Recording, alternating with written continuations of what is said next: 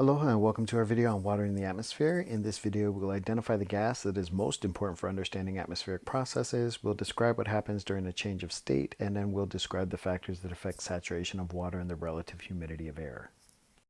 So if we take a look at this picture, what we're going to notice is a bunch of different things. Primarily what I want you to see is this whole big clouds over here.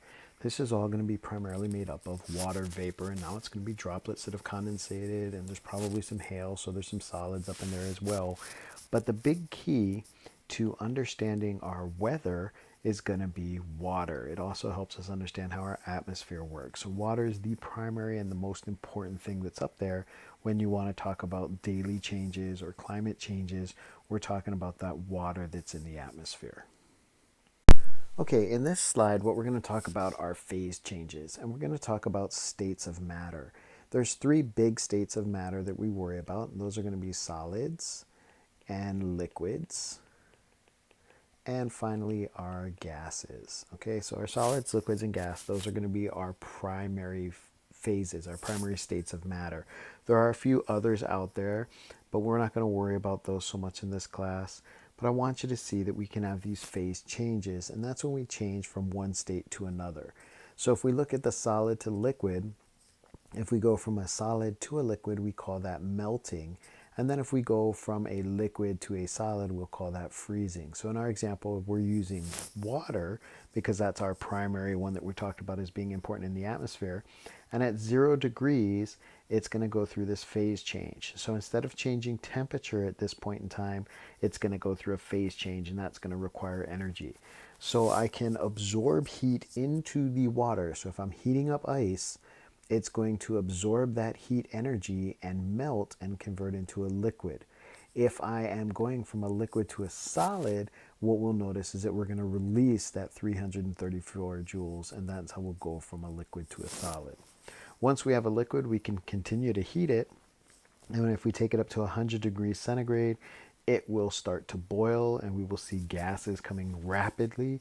If we leave it at room temperature, we're going to see evaporation. So we're going to see this change from a liquid to a gas as being evaporation. Now when we get to boiling, it's just rapid evaporation. That's all that it's going to be. We can also take it from a gas and we can have it go through condensation, and it'll come back to being a liquid. So that's what happens if you take a glass of cold ice water and you put it on the counter on a humid day. The outside of the glass gets all wet. It's not because the glass is leaking, but it's because it's cool enough that that water in the air is going to condense, and it's going to form a liquid on the side of the glass. Now we also have two other really interesting properties.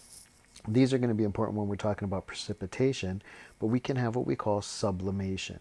And sublimation is when we go from a solid straight to a gas. So there's no liquid portion here. It just goes straight solid to gas. But primarily we're looking at deposition, and that's where it's going to go from a gas to a solid. And that's how we form snowflakes and things of that nature. So these are our phase changes. I want you to be familiar with the terminology is all. And remember, we're primarily interested in the solid, liquid, and gas, and especially the state of water, because that's what we're looking at in the atmosphere. Now in this slide, we have a bunch of things to cover. The first one is going to be humidity. We're going to talk about humidity, and humidity is quite simply the property of how much water is in the atmosphere. And we can have two different kinds of humidities. We have absolute humidity, and then we're going to have relative humidity. Absolute humidity is going to be a measure of what's the actual water content in the atmosphere. So if I took a sample and I pulled out all the water, how much of it was water in that sample? Relative humidity is a little more important for us. Relative humidity is expressed as a percent, and what it's telling me is what is the percent of humidity versus saturation. And saturation is going to be where it is holding as much water as it can. If we reach saturation or we go above it, then we start talking about rain, or we'll talk about dew. That's when we're talking about moisture coming out. But relative humidity is going to be a comparison of what the humidity is to what it could be, what the percent saturation is. So kind of an interesting measurement for us. Now, if we have our initial condition, the biggest factor that's going to affect that is going to be temperature. So if I have at 20 degrees centigrade 1 kilogram of air, I can hold 7 grams of water vapor. If I do the same Okay, notice that my relative humidity here is going to be 50%. So that means it could hold 14 grams. I have 7 grams, so that's half. That's going to be this 50% here. Okay, now water vapor needed if I cool it to 10, notice here we only can hold 7 grams. So here we have 7 grams here. We had 7 grams of water vapor here. That gives us our 100%. 7 divided by 7 is 1. That's going to be 100%. So we'll have 100% relative humidity, or we'll say the air is saturated. If we cool it down to 0 degrees here, our water vapor needed for saturation is only 3.5 grams. But remember, we've had 7 grams of water vapor in there. So what we notice is 3.5 are going to be able to stay as water vapor because that's what maximum is. So we still have a relative humidity. But what about the other 3.5 grams? Those 3.5 grams are going to come out as a liquid. So we still have 7 grams in all of them. But notice here we were at 50% humidity. Here we have 100%, we're saturated. Here we're at 100% saturated, but we also had 3.5 grams of liquid water down here in the bottom. So temperature is going to affect the amount of humidity, the absolute humidity, or that amount we can have for saturation, and that'll change our relative humidity as well. Okay, as always, this will get explained a little bit more detail in the lessons, but good luck on your quiz, and we'll see you in the next video. Aloha and welcome to our video on cloud formation. In this video, we will describe what happens to air when it's compressed or allowed to expand. We'll list the 4 mechanisms that cause air to rise. We'll compare and contrast movements of stable and unstable air, and then we'll describe the conditions in the air that favor condensation of water. In this slide, what we're looking at is adiabatic heating and cooling in the atmosphere. And what that means is that we're changing the temperature without the use of heat. So we're not heating it up, we're not cooling it off, we're changing the temperature without any heat energy transfer. And the way that we accomplish this is through pressure. If we increase the pressure, what that does is that puts the gases all closer together. The little atoms and the molecules are closer. They're bumping into each other. There's a little bit of friction, and we generate heat that way. If we decrease the pressure, then what we notice is now those collisions are happening less often, so it's actually going to cool off a little bit. There's less frictional heating. And we can kind of see that as we go up higher, we notice there's less air pressure. So what that means is that the temperature is going to drop as we are raising up higher and releasing the pressure. So we'll notice that if we have our water that's evaporating, as we go up, it's going to get cooler and cooler and cooler. So we'll have a condensation level here. Notice here we have just the water vapor. Up here is where we're going to start getting condensation, and that's where you're going to see these cloud formations going on there. So if we move on, what we're going to look at here is we have our 4 different pictures of how we can get lifting in the atmosphere. So if you recall, that lifting is going to come up, it's going to cool it off, we're going to get condensation, and that's how we get our cloud formation to occur. So through lifting, we get cloud formation. The first one we have is orographic lifting. And orographic lifting is geography based. What that basically means is we have air blowing this way, it hits a mountain, and as it hits a mountain, it's going to cause it to lift up. And as it lifts up, we're going to get condensation. We're getting cloud development that you can see over here. A lot of times you'll get a lot of precipitation over here. And then on the other side, we have what we call a rain shadow desert. So here in Vegas, if you take a look at the mountains to our west, you'll a lot of times see clouds forming up over the mountains, and it's raining in the mountains, but we don't get a lot of rain here because we're in that rain shadow of a desert. The same is true if you look to the east over at Lake Mead. You'll see that we have this area where these clouds, the wind's blowing across, it hits the mountains there, it's forced up, we're going to get cloud development over Lake Mead as well. So orographic is where we have cloud formation over the mountains, and that's because we have the wind blowing over there. As it goes up, the pressure decreases and we get condensation. Now there's other types that we can get this as well, this lifting.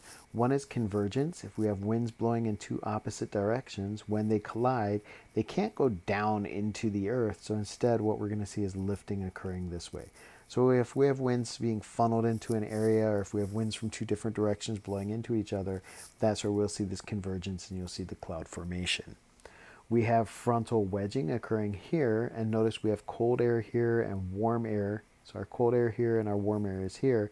As the warm air is blowing towards the cold air, there's this density line here, this pinocline, like we talked about with the oceans a little bit. So we have a denser cold air and a less dense warm air. That warm air is going to blow right up the edge of this cold air, and we're going to get this lifting, and that's going to cause condensation and ultimately precipitation, and that's how we'll get this. And we'll talk more about this when we talk about fronts a little later on in this term. And then finally, we have these localized convective lifting. And what that means is that we have this variation of the surface. A road's going to heat up a lot faster than the grass will here. And what we'll notice is because our heat here and is being released off, we get these lifting convection currents that are going here. And that's going to cause our lifting, and that'll ultimately lead to some cloud development. So that's 4 different ways that we can get lifting in the atmosphere. And remember, the lifting is important because as it goes up, it cools off, and that allows condensation to occur, and that's how we develop our clouds. And if we get enough lifting and enough condensation, we can get precipitation. So sometimes you hear the weatherman talk about whether we have stable or unstable air. And what that means is it's kind of telling us if the air that we have is going to be stable, it's not going to be rapidly trying to move, or unstable. When we look at the difference, you'll understand that. Now, to understand this, we have to understand a couple things. First, we have warm air. And warm air means that the molecules are going to be moving faster, they're going to be spread out a little bit more, and the net result is it's going to be less dense air. So it is going to want to rise. We can also have cool air, and cool air, the molecules are going to be a little bit closer together. They don't move as much so that they can hang out kind of closer to each other like so. And that means that it is more dense. So it's going to be like a heavier air, and it's going to want to sink. So our cool air wants to sink. Our warm air wants to rise. So when we look at stable air, notice we have warm air up here, and we have our cool air down there. Our cool air wants to sink, our warm air wants to rise. We don't have any mixing. That's why we say it's stable. A result of this is in stable areas, we generally tend to get stratus cloud formation. Okay, it's still not a lot of movement. Now we can have unstable air, and notice here we have this cool air above that really wants to be sinking, and we have this warm air below that truly wants to be rising. So we have a lot of lifting and going on and crazy stuff. And when we have unstable air, we get this lifting, and notice we get cumulus cloud formation. And that's because this warm air is trying to rise up. Warm air also holds more moisture, so as it's interacting with that cold air, you're going to get that condensation and ultimately precipitation. We can also have this last condition here of conditionally stable. Notice we have the warm here, we have the cool here, so that tells us it's stable, but now we have some heating going on. And if we have heating going on, it's going to warm the air around it, and that air is going to want to rise. And as it does so, we're going to see some lifting there. We can see some mixing, so we'll see that it's kind of stable, but not totally stable. So that would be conditionally stable for us. So now you can understand when they say stable air, what they're talking about are unstable air. And we have clues. If you go out and see stratus clouds, you're going to say it's stable air. If we see cumulus clouds forming, then we're going to see unstable air. Now, how do we get this condensation to occur? Most of it, we're going to talk about a condensation nucleus. So we're going to have something up in the atmosphere, like dust, for instance, is a really good one. And what that's going to do is that's going to allow this water vapor to condense on it.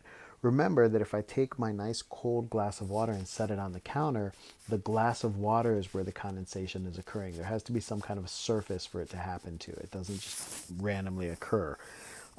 So we have these condensation nuclei, and they're going to be very tiny. Notice from there, we can have a typical cloud droplet, and you're going to see it's there. It's just going to be water that's wrapped around this condensation nucleus. We can have a larger cloud droplet, and then down below you see just the very tip top of what we would see as being our raindrop. So you can see how small these condensation nuclei are going to be. One of the interesting things is we look here, I said it was dust, it can also be smoke.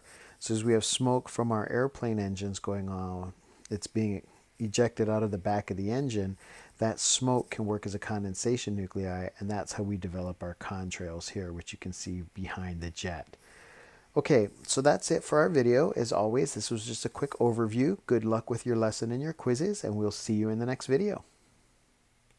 Aloha and welcome to our video on cloud types and precipitation. The goals of today's video are to describe how clouds are classified. We'll compare and contrast clouds and fogs. We'll explain what must happen for precipitation to form, and then we'll identify what controls the type of precipitation that reaches the Earth's surface. Okay, so in this picture we see a bunch of clouds, and these clouds all have the names, and the names kind of give us a clue as to what they are. First up we have cirrus, and cirrus clouds are what we call wispy clouds. They're kind of feathery like. They tend to be upper level high clouds. You can see the cirrus clouds here, and they're just those thin little wisps that are up there. We can also have stratus clouds, and stratus clouds are going to be sheet-like clouds. Okay, so they're going to cover the whole sky.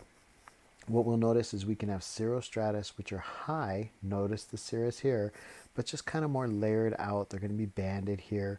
We can see cirrostratus there. We can also have altostratus, which are going to be mid-level stratus clouds, and same thing, a little bit thicker, kind of works that way. And then as we get down lower, we see our stratus clouds down here, our low stratus clouds here. Those low ones are going to cover the whole sky. So when you go outside and the whole sky is kind of gray, it's going to be this stratus cloud. If it's kind of white and puffy and a little gray, then we can have these stratocumulus clouds. And that brings us to our third type, which is cumulus, and these are our puffy clouds. These are the fun ones to watch. So our white puffy clouds that you'd like to go outside and see what you see in the shapes, that's what's there. There's a couple other words. We talked about alto already being mid-level, so we can have altocumulus just like we had altostratus. We can have cirrocumulus, which are going to be thin, wispy, puffy ones. Generally, it'll cover the whole sky. We call it a mackerel sky, and we'll see a better picture of that coming up. But the other term I want you to know is nimbus, and nimbus quite simply means rain.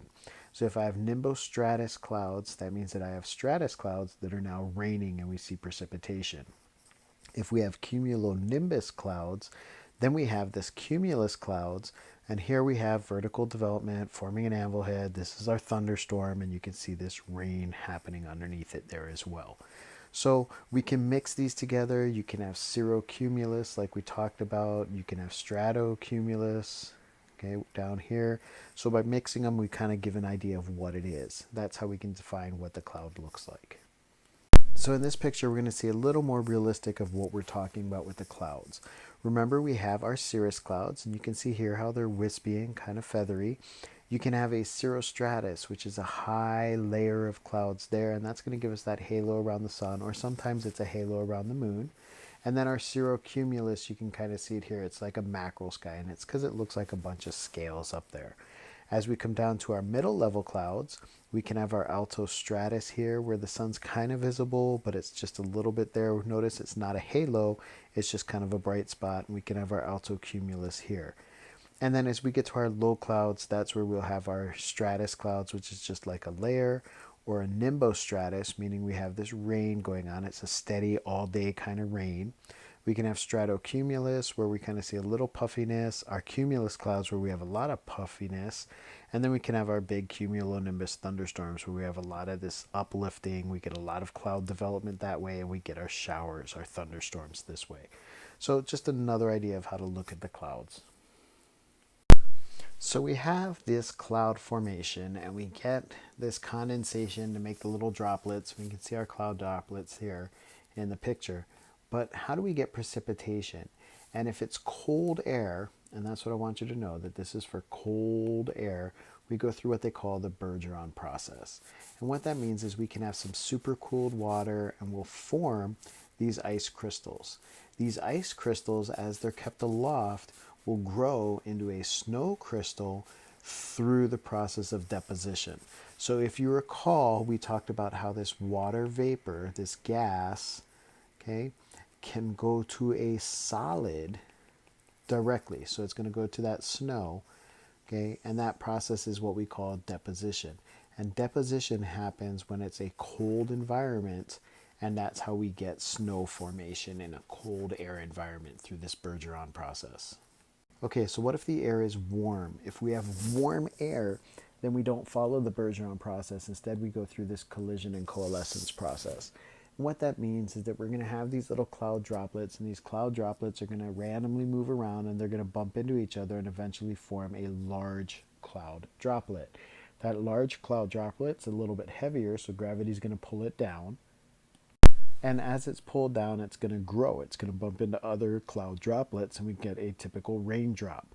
That raindrop's going to fall through. It'll get to be a large raindrop here, And then that large raindrop can break into a bunch of different raindrops here, and the process just continues. And that's how we make rain in a warmer air environment. So through the collision and coalescence process in warm air, or the Bergin process in cool air, we can start seeing this formation of precipitation. And what reaches the earth is going to be determined by what it flows through. If we see in our picture here, we have this warm air region here. What's going to happen is all of the ice crystals, all of the rain droplets that fall through all this warm air, it's going to melt and it's going to reach the ground here as rain. If there is an area of cold air, which we see this cold air under here, what we're going to notice is that we're going to have this warming up of the precipitation. So it's going to fall as rain this way. And then as it gets down there and hits on the surface, it's going to hit a cold surface and it'll freeze here. So if it's warm air, it's going to stay rain all the way down. But if it's cooler air, cooler temperatures outside, cooler surfaces, we can get freezing rain occurring that way. Now, if we have much more cold air here, then what we have is we'll have these snowflakes and these ice crystals come down, they'll form into raindrops, and as these raindrops travel down through all this cold air, they'll freeze, and that's how we get our sleet. And then finally we can have snow, and snow is where there's no warm air at all. These crystals that fall, they just fall all the way down to the earth that way. So that's our three of our four types of precipitation. We have our rain, our sleet, and our snow. Freezing rain is just when it gets to the earth, it touches the surface, and the surface is cold enough, it's going to cause it to freeze that way. So what is our fourth type of precipitation? Well, that would be hail. And hail is really kind of interesting. What happens is we'll have some rain occurring this way. And you can see the rain happening there. But because it's in a cumulonimbus cloud, is where we normally see hail formation, we're going to have this rapid uplifting. Okay, so you can see this uplifting going on here. This uplifting is going to take these raindrops and lift them back up to where they're going to freeze. As they freeze and get larger, they're going to plummet down, and then they're going to melt a little bit on the outside again. All the crystals will melt again, and then maybe it'll get lifted back up, and this can happen several times. When this happens, it lays out this ring structure that you can see over here in our hailstorm. Notice that we have a ring here, we have another ring here, we have another one here, we have another one here. So you can see how it's built from these rapid thawings and refreezings as it's being lifted up and dropped and lifted up until it gets big enough that it's going to fall down to the earth by gravity. So hail is, if we have our rain, it's going to get carried back up, it'll freeze, then it'll collect more ice crystals, drop back down, it'll collect some more water, get blown back up and refreeze over, and that's how we get hail formation. Okay, so that's it for our video. As always, good luck on your quiz, and we'll see you in the next video.